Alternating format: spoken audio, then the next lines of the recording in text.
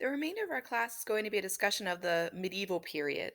The medieval period is going to be separated into three distinct time periods. The first of which we're talking about in this lecture, which is the early medieval. We'll then move on to talk about the Romanesque, and then finally the Gothic. But again, even within the subgroups, this is all the medieval period, right? Today we'll be speaking about early medieval, and the key words are kind of the bullet points I always give you here are the idea of barbarians, right, and monastic prosperity. This is a transition period. We're transitioning from the end of the Latin West Roman Empire, the fall of the Roman Empire in the Latin West, and because of what caused that was those barbarian tribes that we talked about. So we're going to see the end of the Roman Empire in the West, right, and then what the barbarians are doing in this region. However, the barbarians will be Christianized, right? So then we will speak about the monastery, right, the role of the Christian church as far as conversion, right, of these people over to Christianity and the impacts of that in the early medieval. In the Romanesque, we'll move on to talk about pilgrimage and apocalyptic terror. Pilgrimage, we've talked about that briefly, right, in our discussion of the Byzantine, is very important as far as an economic engine, but also a religious engine, right, for these people.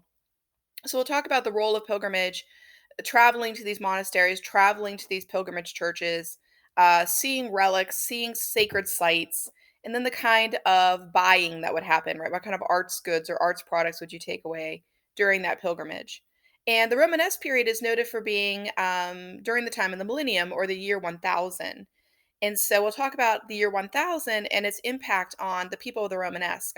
They literally thought it was the end of the world. These were Christians, right? So they were aligning it with the Last Judgment in a sense. So we'll talk about how the Last Judgment becomes a very popular subject matter in art. And then finally, in the Gothic, right, we see an emergence out of the feudal system starting to happen, right, with knights and lords and ladies and the movement to more king and queen centric governments, not as heavily reliant on the feudal system. So the impact of that kind of attitude. And then finally, of course, we're going to see the Renaissance coming into play, which will lead us into our final discussion, which is the Proto Renaissance. But we'll talk about how the medieval, after 1,000 years of the medieval, roughly, right, you'll start to see the Renaissance, the glimmers of the Renaissance or the rebirth beginning, because that's what the word means, Renaissance. Nacer is the French verb for birth. Is to do it again, so it's a rebirth, right? So we'll speak about that as the conclusion, right, of our course. Now, where are we in the early medieval? We are in Northern Europe. You'll note the Byzantine Empire in the pink down to the right-hand side, and the rising, right, Ottoman Empire, right through the Persians, etc., off to the right. And but if you look up into Northern European area, you'll notice all these dots of color, and it shows you all the different barbarian tribes, right, had started to take over in this region. So you see like the Visigoths, right, the Vandals. You don't have the large European empire anymore. You have these smaller little kingdoms in a sense. So this is around the year 500, right, that you see this. As I mentioned, over time, the barbarian tribes will be Christianized. So jump forward about 300 years, right, in our timeline. And you'll note that you start to see these more organized governments emerging, right, in Europe, such as the Kingdom of France, England, right, the Holy Roman Empire. So we start to see the tribes Christianized, and through that Christianization, of course, we see a movement to smaller, more regional governments. Now, you have to think about this. Before, you had a huge empire like the Roman Empire. What Europeans seem to have learned is that it's just too big. You can't do things on this scale and hope for them to hold, right? The center will not hold, essentially. And so, what we see with the beginning of the medieval period is that they've sort of learned this lesson about largeness, right? Size. And they are moving towards more smaller regional governments as a way to have more control, right, over their territories, control over what's happening inside their borders. And if you look at Europe today, the map is still very similar to what I showed you on the last map. Now, what is the attitude of the medieval? I think it's very important to couch this, right, a certain way, because these are going to be different people as far as their mindsets, right, from what we were talking about in Rome. And I gave you a couple of compare contrast kind of versus statements. And I'd love to say I could take complete credit for this, but I can't, right? One of my favorite authors, Thomas Cahill, I took this from his Mysteries of the Medieval Ages book. So I give credit where credit's due. And if you love reading about art history, Cahill is a great author on this. He's written a lot of books about, again, the sort of changeover in history, right? So we call them his hinges of history books. I mentioned a little bit about him with Constantine. That Constantine was a hinge in history, kind of like the idea of a door closing and another one opening. So in his book of Mysteries of the Middle Ages, he talks about how a lot of people want to sort of write off the Middle Ages as the medieval period, right, as a dark time, right? A time where nothing happened, nothing was created. And he says, well, you really are kind of, seeing them through a lens that's not supportive of who they were.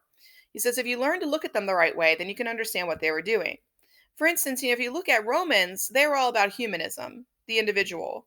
But you can't use that to look at medieval people because medieval people were more communal. They're more group centric, right? And the reason why is because they're really leaning more on Christianity, right? Christianity is going to become the binder for them. And so, because of that, they're going to be a more faith centric culture. So, you see reason versus mysticism. So, I would say a lot of people are trying to read medievalism through the lens of Greco Romanism, right? Or classicism, and that's very bad because they're not the same kind of people. So if you understand them correctly, I think you can see what they had to offer. And that's different, right? Perhaps than what, again, a classical society would have had to offer.